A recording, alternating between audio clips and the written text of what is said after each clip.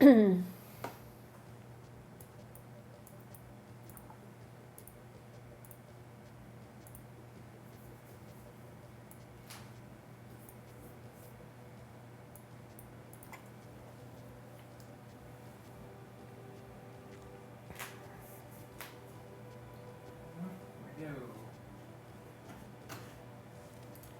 Cam.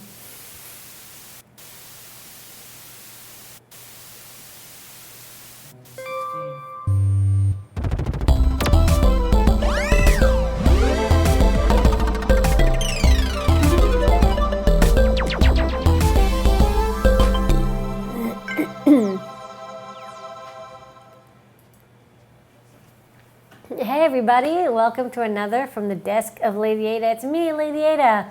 We don't have a floating header fill tonight, but we do have a cool cat cam, so stay tuned for cat cam. Well, there's a sneak peek of cat cam.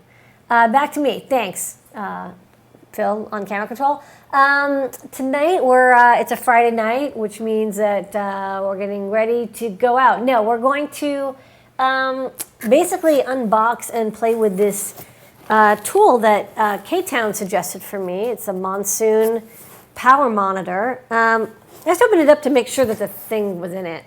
You never know. But we got this to do testing for our Wi-Fi and cellular and Bluetooth stuff, because when you're measuring power for such devices, you know, you get basically like microamp current and then milliamp and multi-milliamp current, and it can be very challenging to have something with dynamic range that will properly measure all of those without saturating and without having too much burden resistance that would cause the voltage to drop. So he's like, well, you know, we're doing a lot of this and we want to have graphs and measurements. So he said, let's pick up one of these and try it out. So we have one, and this is basically designed specifically for measuring the current usage of devices that use about 4 volts or so. I'd like to try it on a Pi. I know the Pi is supposed to run at 5 volts, but it does have a buck converter for the core, which runs at 1.8 and 3.3 volts. And so if I don't have anything plugged into USB, I'm wondering maybe I can get away with powering it with 4.5 volts. We'll find out. And that's what this can do, because I looked up the specs real fast. It's kind of a shame it can't do 5 volts, but that's okay. Anyways, let's check out what's in here. So this is the box I got, and on the top there's a card, and it said, a CD is not included, download the software for monitoring, and it's hosted on github.io, which is kind of neat. Power cord, standard IC power cord. Pomona mini grabber. You know, very handy for plugging into banana jacks. Got a red one too, so you know, one power, one ground. USB cable, so for connecting this to a computer for data capture. Micro USB cable. Not exactly sure what that's for, but maybe we'll find out. And it's a really big wall adapter, so this is probably powering the whole thing. And then here is, oh wait, there's another USB cable, another kind of standard USB AB cable. And then this is the power monitor itself, comes in an empty step bag. So, a nice plastic box, got a serial number on the back, there's a USB port, so it's the data. And then there's power, and then it says part number, has some bumpers on it, and on the front, wow, it's kind of hard to read, but there's a USB jack that says in, a USB jack that says out, power switch, output enable, which I guess enables, and this is an LED that would maybe tell you that the output is on. The red and power jacks, that just goes with the Pomona cables, and probably another. It says auxiliary in 1 to 4 volts. This says 2 to 5 volts, 3 amps output. Okay, so looking good. All right, so yeah, it didn't come with a manual, but that's okay. I think everything's online. So let's go to the screen and maybe we'll see what I need to do. So I pulled up the product page before I started, make sure that I found it. And yeah, this is pretty much what I got. And then, yeah, it comes with all this equipment. This is a lot of equipment. You can get these for $771.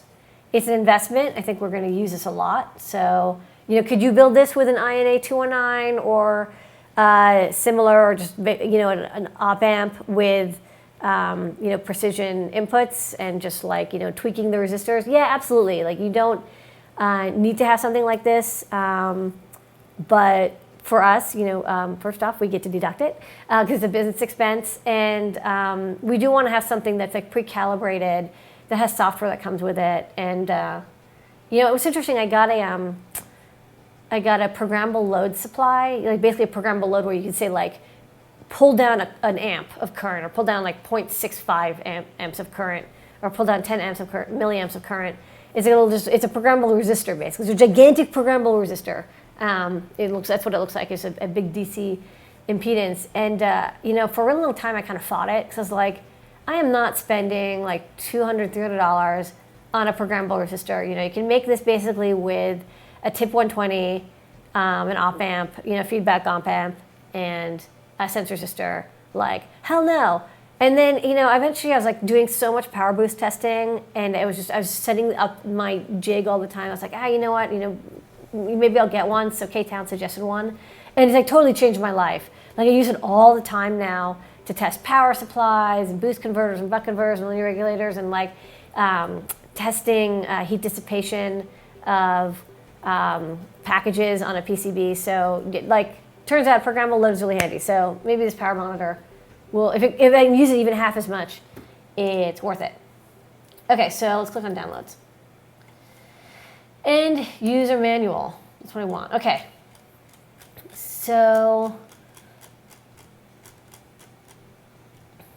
so it's a monitor, and you get this like nice graph of what you're doing. Okay, so it can measure data on 3 channels: main, USB, and auxiliary. The main channel is what most users will use for the measurements. That's the red and black, the Pomona. A USB channel is provided as is an auxiliary channel. Okay, cool. So maybe I can actually power something via USB. That would be kind of neat. Okay, so I need Windows, and then I need just a computer, and USB hubs should be used. You should just plug it directly into the motherboard, which is a good idea. I actually did install the software because I wasn't 100% sure. It's not there, it doesn't see it, but I did install it because I was a little like worried like maybe it wouldn't run on my computer. So that I got. Okay, I'll need the drivers, but I have to, prior to installing this version, well, don't I have to like plug it in first? Hold on. I just want to like power this up. Okay, maybe you should. Oh, I'll go back and see. It's like installing firmware. I'm like, I don't know if I want to install firmware. The first time the workstation will be running power tool uses 2 drivers. Power on the power monitor. Okay, so I have to actually just plug it in and power it on. So let me just do that. Okay, so grabbing this wall adapter. And I'm going to disappear for a second because I got to plug this in under the desk. So this goes into the back. It's 6 volts, 5 amps. And then, so that's done. And then I got the IEC plug. And I'm going to duck under and plug this in, so I'll be right back. Don't go anywhere. And you go to cat cam. Now would be a good time to cat cam. How's cat cam?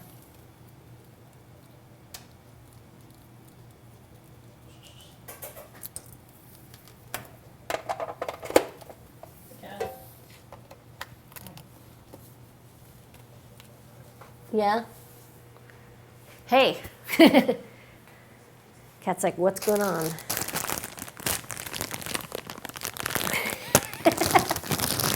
You froze the cat. Everything's okay. Hey. Hello. I see his eye moving. Okay. paralyze the animal. Oh, he's moving. Okay, he's blinking. Yeah. All right, good. You can kill the cat. He's just like, there's activity, he doesn't understand why. Okay.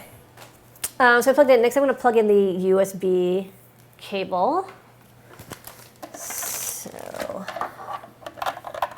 plug this in here. And can you do me a favor? Because you're the safest. Can you plug this in? No. Okay, I will plug it in. Yeah, let me just... Hold on. And no, it's cool. I got it. I just had to reach in. Okay. So I plugged that in. So it's got power and USB, and then I'm going to hit the power button. Oh, so there's a little fan. That's kind of cool. And I got a green light.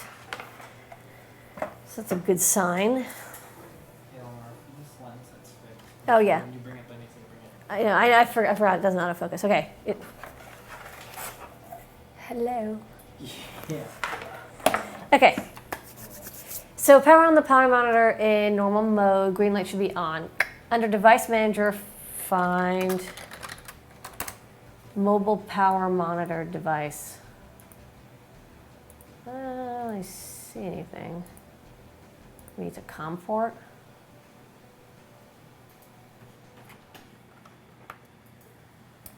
Let me see if it's a COM port. Oh yeah, it's getting grabbed by the teensy USB.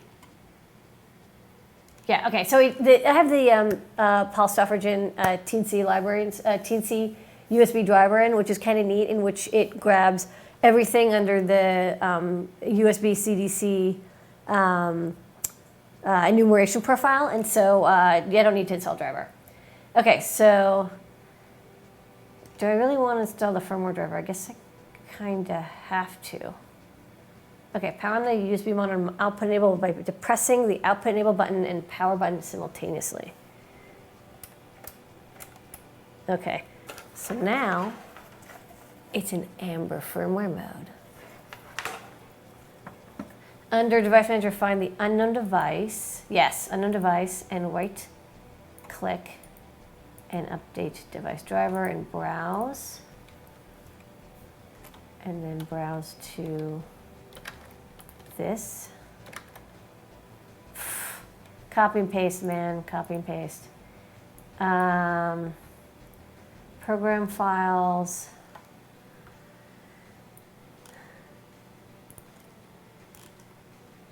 x86. Monsoon. Drivers. Sorry. Power monitor drivers firmware. Next. Yeah. Wait, install.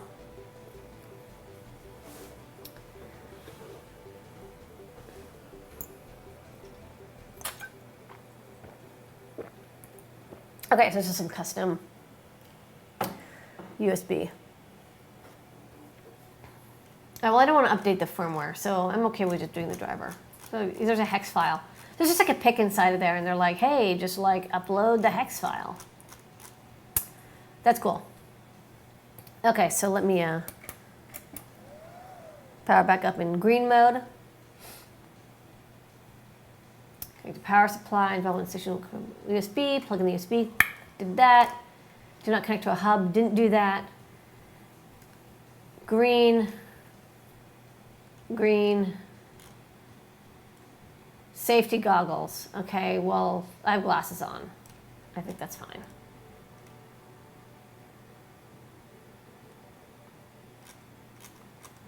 Okay, so now I can run power tool. Power tool. Okay, and it found it. So, bam. So this is the software. And this is totally electronic software. This is what it looks like. So out of curiosity, I'm just going to click run. Mate mode voltage is disabled. Oh, I have to enable the output. So let's click enable. And then we're okay, whatever. Boop, boop, boop, boop, Beep, boop, beep, boop, beep, boop. beep, beep, beep. Okay. All right, so basically responded. And then, oh, when the power monitor output is on, there's a secondary green light here. So this tells you that these are powered up, which is probably a good idea. So let's connect. I actually grabbed a feather blue fruit that I thought, this would be kind of fun to test out. So let's take out these Pomona cables.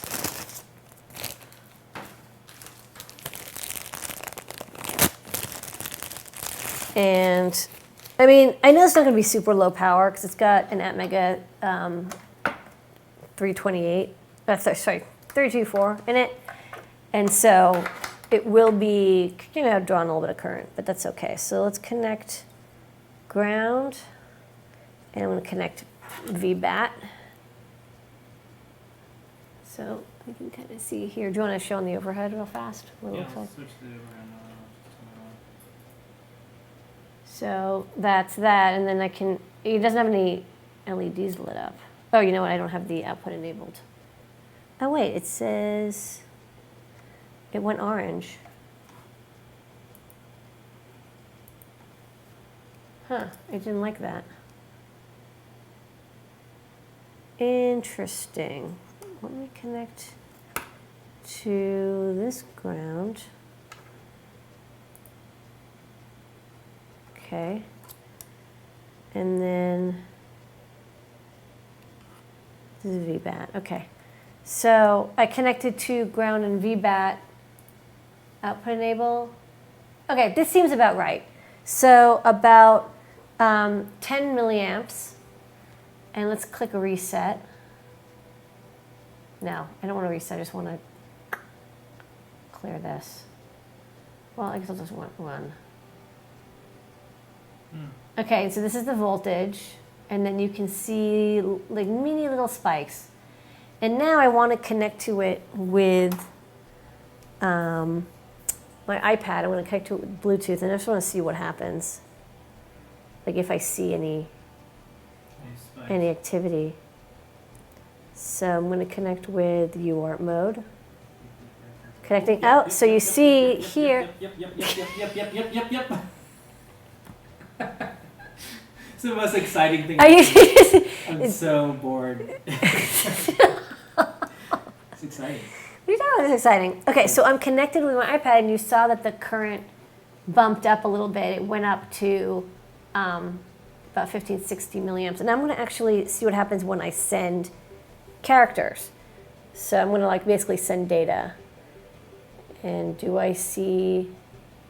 I actually do see a bump, but I want this to be... Okay, so I can actually increase the scale. So I want to go to 5. Ooh, look at that. This is cool. So what you're seeing... Okay, so this is funny. So these 3 bumps, you're like, what are these 3 bumps that keep happening? What happens if I put a 2? So you see these 3 little ding, ding, ding, and it goes ding, ding, ding. Those are the... that's the onboard LED that's blinking. So you can... barely see it. And there's actually also a blue LED that is lit, and that could also be drawing current. So let me disconnect now. So I'm no longer connected. And what you see is instead of having this consistent current, there's these little spikes. I think that's because it's advertising. And I don't know the advertising frequency, but ooh, we can Beep. Beep, beep. Yeah. Wow, this is neat. So this is the most fun I could ever have. We're going to be able to do reverse engineering on stuff. Yeah. You'll be able to see this. This is really interesting. So what you're seeing is the advertising spikes as the Blue Fruit is sending out little packets saying, hi, I exist, hi, I exist, hi, I exist. And if we set this to beacon mode, I can convert it. I'm pretty sure that's what this is.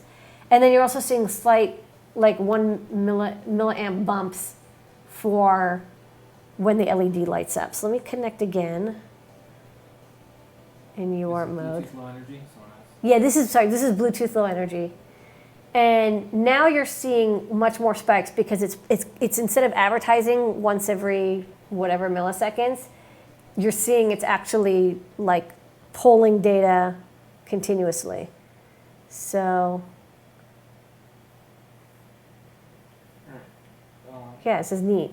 I don't actually see any more current draw when I'm doing data transfer, but that could be just because like the way Bluetooth Low Energy works, especially with this configuration that we have, it's just constantly polling and sending data. It's saying like there's nothing. So having data to send doesn't actually change anything. Okay, well this is kind of cool. And then you can also log it. And we can also change the amount of current. But what's neat is you can get the milliwatts. So that's kind of useful for people like, well, what's the, you want like the wattage because you have like maybe a DC-DC converter. So it's like the milliamps, you're like not as interested as maybe like the actual power usage. So this is kind of neat. And I like that you can go down to very fine resolution. So this is every 20 milliseconds, every millisecond. So it's kind of like a PC oscilloscope, but for power. So this is cool. So I'm going to stop. And so far, so good. So that was a fun test. So the next thing I want to do is I have this Pi Zero, and I kind of want to do a analysis of what that looks like. So I want to go back to the manual because I want to figure out how can I have it use USB as an output. Okay, so you can power a device from 4.2 to 4.5 volts, and I could probably run that, and then it tells you there's a sense resistor. So this is the current sense resistor, and there's a high sense 0.056, which is fine. Just let you know that there's like a gauge of the wire. Okay. Oh, current limit. I want to know about USB pass-through. That's not what I want. Use USB, and there's a current flowing through USB. Ooh, okay. So this is what I want. USB pass-through mode. I want on. Enables the USB connection and records the current flowing through the USB connector on the front of the mobile device power monitor. That's what I want to do. Okay, so how do I do that? Okay, so that's here. So USB.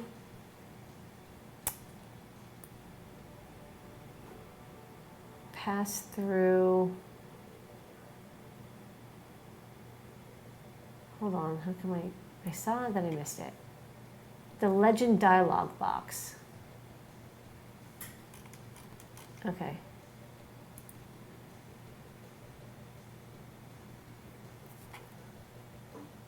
Parameters. USB. Ah, there it is. Apply. Close. Run. No?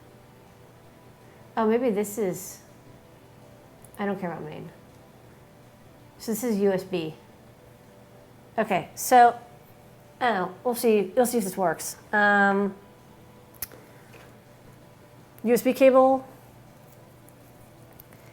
Connect the USB cable to the front here. And then I'm going to plug this into my Pi Zero.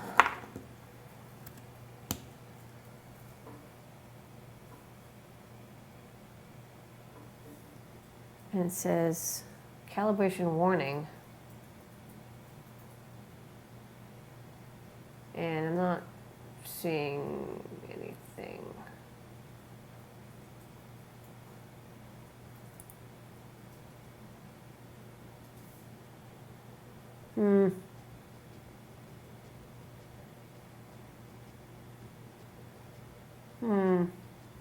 Why do I keep saying calibration failed? That's not good. So, okay, I turned off the V out. So that's not confusing. Parameters. On.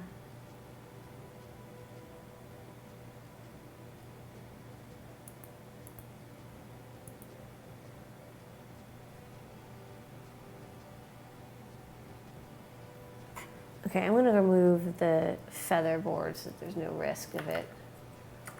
Okay, so I think that this is actually the current, but let's set it to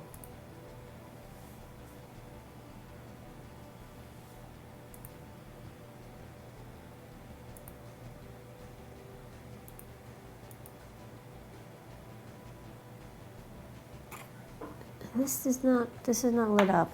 I am not understanding something.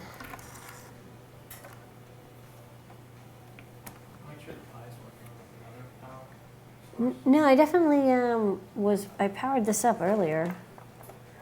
You know, I can plug this in. I'm not super convinced that you can.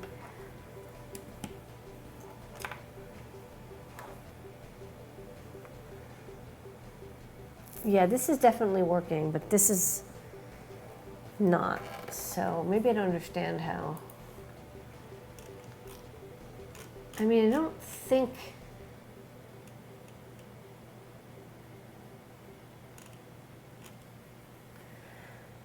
USB path slew mode to on enables a USB connection and records the current flowing through the USB connector on the front of the mobile power monitor.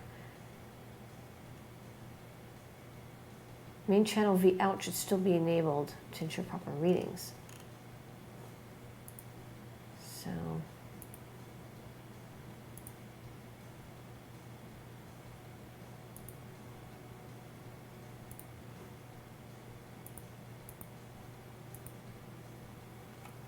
And then try. Yeah, like I'm not even getting a green LED on this. Ugh.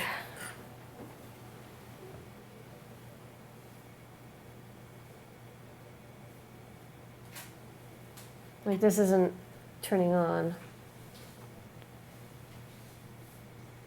And this is like 1 milliamp, so it's just noise. It's not even. So you think that the power monitor is not giving it power? I think I don't understand.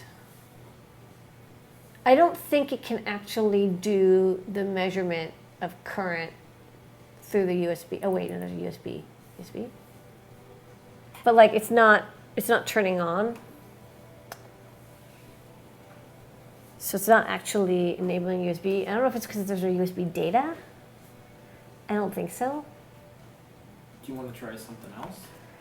Well, what I could always just do is okay,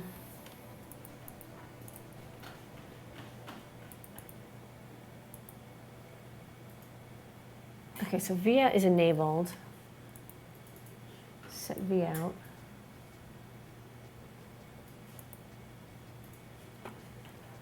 Let's try this one more time.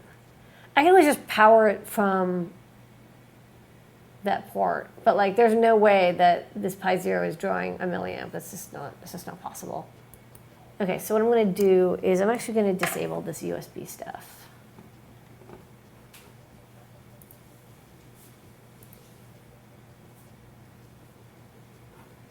I'm going to turn on main,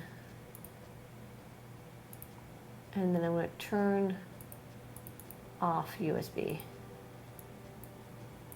Because I got to read the manual, and I'm sure it's like a 5-hour read to understand that. You should ship with the device that you do the first, like, I get it, I get how it works. No, I get how it works. It's just like, this is designed for like cell phones and Wi-Fi and Bluetooth, stuff that runs off of a LiPo or like AA batteries. It's actually designed for what I'm trying to do here, which is run a 5-volt device. It just doesn't like that. And I'm going to set this to 4.6. Yeah, it doesn't. It's like 4.55 is the maximum. Okay. I mean, I think the Pi Zero can handle it. So, yeah. Let's Just see what happens. Okay, output enable, run.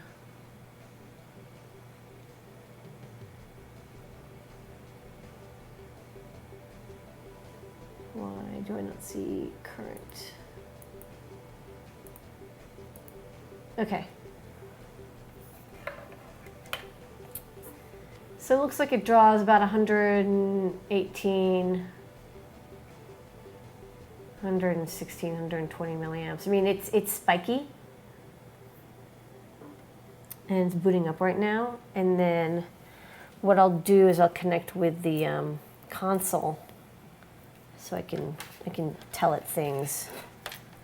I can tell it secrets. Let's see. Black, white, green, and then I'll plug in this console cable here.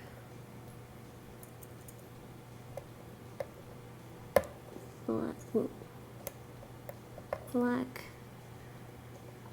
white,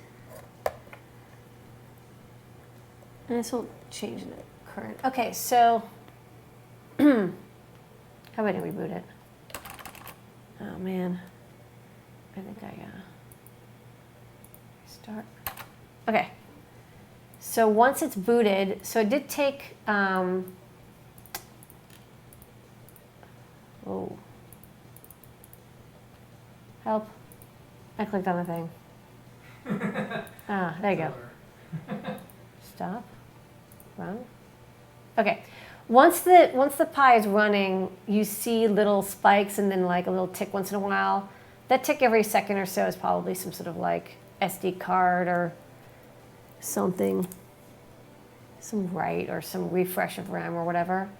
So it draws about 85, 87 milliamps. Let's log in. Logging in, you know, there's a big rush of current that you saw go through, and that's it. Sort of saying like, okay, I gotta, you know, get to the disk. I was doing that audio stuff, and so if I tell it to A play, actually I have to do GPay or read all. Yeah, you just see a little spike of like activity. I don't have it, so let me go to my tutorial.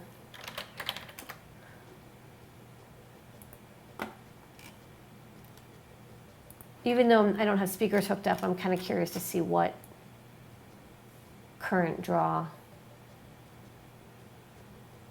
is affected. Okay. So let's try running A play or audio play. Yeah, so you see like a big spike, and then it slowly calms down back to about 100. And then, so another question is, what happens if we plug in HDMI? So I brought my little HDMI adapter. You can plug into the Pi. And then I think I gave you all my HDMI cables, so I'm going to go up and grab it. One second. Yeah, I don't have. 1 second, grab an HDMI cable.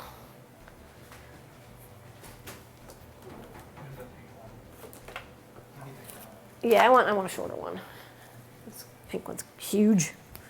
Okay, got HDMI cable, and I'm going to just plug it into this like little mini. It is powered separately, so it's like this would be HDMI without actually driving the display, just having the HDMI on.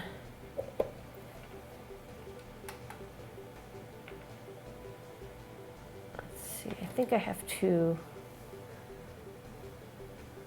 reboot. Yeah, so let me reboot, and you can see like rebooting, there's just like a huge amount of activity.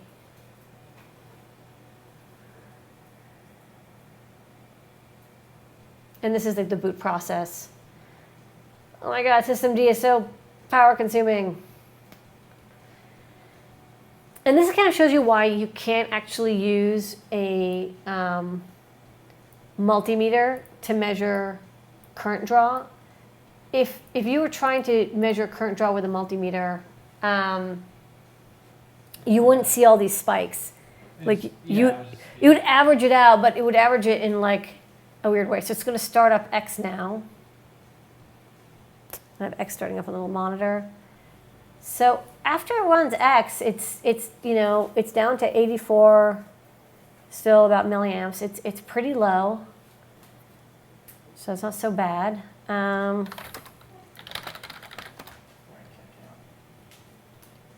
Okay, and then sudo kill all startups. Oh, what's it called?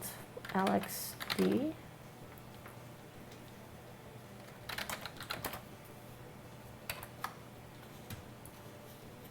And then I remember somebody said, like, oh, if you kill HDMI, it does actually reduce the power draw. So let's look at what this person says. Yeah, so they use a charger doctor, which is a good way to do it, but it's not going to give you a lot of precision. So let's try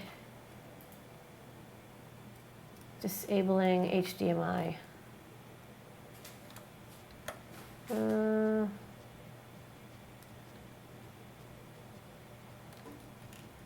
They actually say how to do that. I don't actually know how to disable HDMI.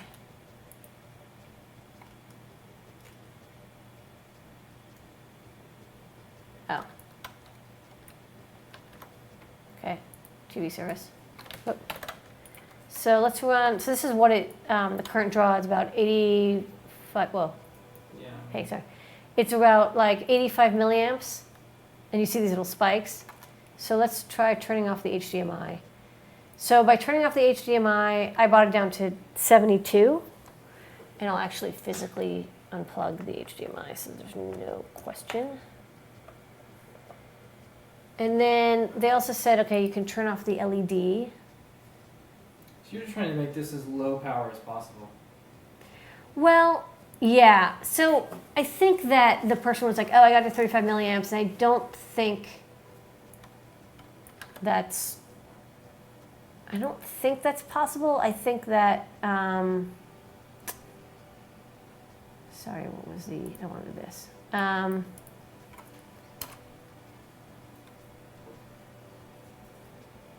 GPIO trigger, so that turned off the LED, and I think that saved me like a milliamp or two. So. Someone wants to see what type of current spike when you save something to the SD card. Sorry, 1 second. Let me just turn on the LED.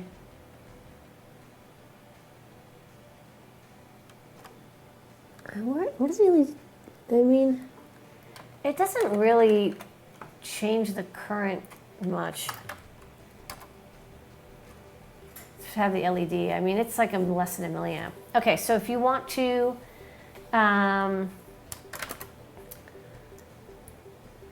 write something to the SD card, so I'll just copy this wiring pi file to temp, and then we'll just see what happens. So let me see if I can get it to like 5 seconds per tick, 2 seconds per tick, and then I can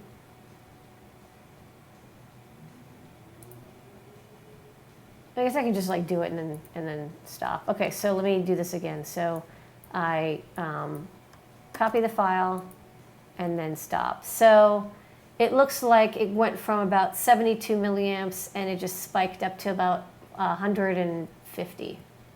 So, but it's a very short amount of time. This is 1 second.